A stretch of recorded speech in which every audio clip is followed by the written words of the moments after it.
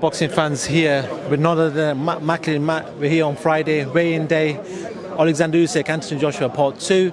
A lot of talk's been about Oleksandr Usyk being heavier, Anthony Joshua coming a bit leaner. What do you make of all this weight talk? I don't know. I want to probably reserve judgment until they get on the scales, because we're just surmising, really. I can't imagine that either will be dramatically different to what they were in the first fight. People are saying that Usyk looks a lot bigger, but that's you watching it on the camera. What angle? What did he eat that day? Do you know what I mean? Loads of things. Your mind can play tricks on you. I don't reckon he'll be.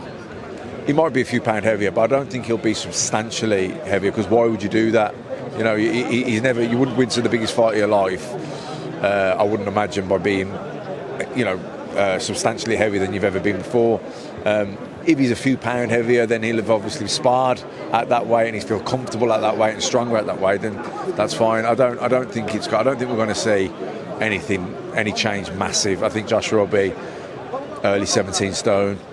I'd imagine Usyk will be what he was for the first fight. If maybe a few pound heavier than that, but I don't think it'll be anything substantial. I don't think there'll be massive talking points.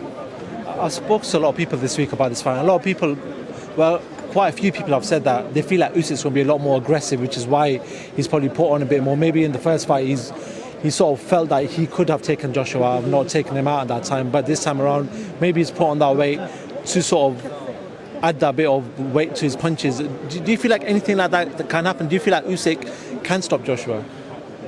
Yeah, I think the fight will be a stoppage. I think I don't know who's going to win, but I don't think it's going to go 12 rounds, because I think that last time Usyk came out to the centre of the ring, he was quite aggressive to start with, and he got Joshua on the back foot a bit, and it became a boxing match. And Joshua did have success in the middle rounds, but I think it took a lot out of him, that game of chess, that chess match. Because when you're in there thinking and everything's, it can drain your battery, the concentration factor. Sometimes a higher paced fight where you're in a rhythm and a flow, it might be a bit more crash bang wallop, and it might look more physically demanding, but sometimes when it's more mentally demanding, it can be more tiring. And I think that's what happened a bit in the first fight. So I think Joshua will avoid getting into that, and I think he'll start quick. He talked a lot this week about mindset and mentality, and that's probably where the key lies for Anthony Joshua to get the win here, is that he comes out and he's aggressive, that he bosses it, that he takes charge and dictates the terms. Obviously, with that sort of saying what Anthony Joshua needs to do, but Usyk's going to have something to say about that, and he might try and take the play away from Usyk, and he might come out and be aggressive and pushing back. So I think it could catch fire pretty quickly, and it could catch fire before at a pace that's not sustainable for either guy. So does Joshua go for it? Does Usyk tuck up, weather the storm, come on late? I don't know. It's fascinating. I have changed my mind. I have swayed in my own mind this week. I thought initially going in, like I said, Usyk was a favourite. I think he just had that style. But I definitely came away from the interview with Robert Garcia with a different perspective. I definitely thought, no, actually, I think Joshua's really in this fight. If he does what they've said they've been working on, if he can execute what Robert Garcia was talking to me about, then I think this could go either way. It's actually a good point you made there, where some fighters are better when they're not thinking, when they don't have to overthink. But saying that, though, the first fight Anthony Joshua lost in, you could say in convincing fashion. He's never been in a fight where he's been second man like that, apart from the Ruiz fight where he was knocked down convincingly. I felt like that Usyk fight, it longed out for the 12 rounds, but Joshua was always the second man in that fight. How much of a mental pressure is it coming into this fight, knowing that first time around you tried plan A, maybe plan B, didn't work against this guy? What happens mentally coming into this fight then? Yeah, look, I think with Ruiz, he just got caught. He just got clipped with the shot. Do you know what I mean? And he didn't really recover from it. Couldn't shake it off. So that was different to what happened in the Ruiz fight. It was over 12 rounds. He did come back into the fight. He did have his phase of the fight where he came out on top, but then he got tired and Usyk finished strong. So it's different. It's hard to really compare. What he did in the Ruiz fight was the adjustments he made was to just completely box him, keep it long, tie him up when they got up close, keep the fight at the distance and the pace. Don't get into those mid-distance exchanges with Ruiz. I think this is roles reversed. I think he has to really put the heat on Usyk. He has to try and force Usyk into making mistakes, as opposed to boxing and making mistakes himself. Where if he puts the pressure on Usyk, makes him fight at a pace he's uncomfortable with, maybe he can walk him onto a shot. And the body work, I think, is going to be a factor. I think Robert Garcia's, I think they've been working a lot to the body. Usyk has been hurt to the body in the amateurs, so there's been talk of sparring. He got hurt to the body, so I do think that's something that'll be a key factor. I think they're really going to target the body.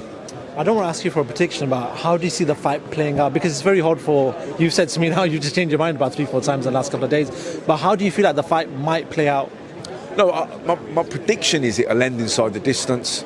I think either Joshua gets it done inside 6 rounds, or he'll tire in the process of trying to do that, and then Usyk will get him late. I think the fight will end. I don't think the fight's going to go the distance. Well, I do want to quickly ask you about another heavyweight that's making his return back to the ring. Deontay Wilder against Robert Helenius has been announced October 15th. How much more can we see of Deontay Wilder? Well, listen, those 2 losses, the last 2 particularly to Fury, were pretty brutal, weren't they? I thought his stock was elevated in defeat in their last one because of the heart he showed. Listen, he's a massive puncher, and he's got so much heart as well. I think he beats Helenius, and I think he's one of the most exciting heavyweights in the world, and the heavyweight division and landscape is more exciting for having Deontay Wilder back in it. So yeah, we're happy to have him back. He's got to get through Helenius, obviously, but if he does, we're glad to have him back at the top. Saying that though, I was speaking to someone yesterday about Anthony Joshua. If he loses, there's still some big fights. Deontay Wilder's a good fight. You've got loads of fights. But if Anthony Joshua does lose, is the Tyson Fury fight still the fight that can be made, because a lot of people still want to see it regardless of what happens in this fight? I think it depends on the manner of the defeat. I think it depends on the manner of defeat and where his appetite is after it. And I think no one can say how they're going to feel until it happens. Do you know what I mean? It's impossible to try and put yourself in that place. You just don't know. Is it a split decision loss? If it is, they'll probably do it again. Is it a comprehensive beating? Did he have Usyk out on his feet but then got caught or ran out? There's so many. It's not a black and white answer. There's too many ways of looking at it. I think you can't really say. I think it'll just depend. It depends on the manner of the defeat. But of course, he's not even entertaining that possibility at this point. It's just win, win, win, win, win. That's the only thing he'll have on his mind now. Is I'm going to get the job done. I'm going to go there. I'm going to put the heat on him. I'm going to take it to him. My mindset, my mental approach, whatever he throws at me, I'm going to come through it, and I'm going to get the win. Just a final one for myself. A former opponent that you faced, Golovkin's fighting Canelo in the 3rd fight. Is it a foregone conclusion that Canelo wins this, or do you feel like there's something in Golovkin whenever he faces Canelo that brings in something extra out of him? It's not a foregone conclusion, because Golovkin's a great fighter and he can really bang, and but I think Canelo's a strong favourite in this fight. Golovkin's 40 years old. He looked old in his last fight, even though you could see he was a great fighter and he won and everything. You could see he doesn't have the same energy levels that he used to have. Cool. Matt, I know you've got to go. The weigh-in's going to start in 10 minutes. They've announced loudly. But yeah, thank you very much for talking to Pro Boxing fans. I do appreciate your time. Thank you.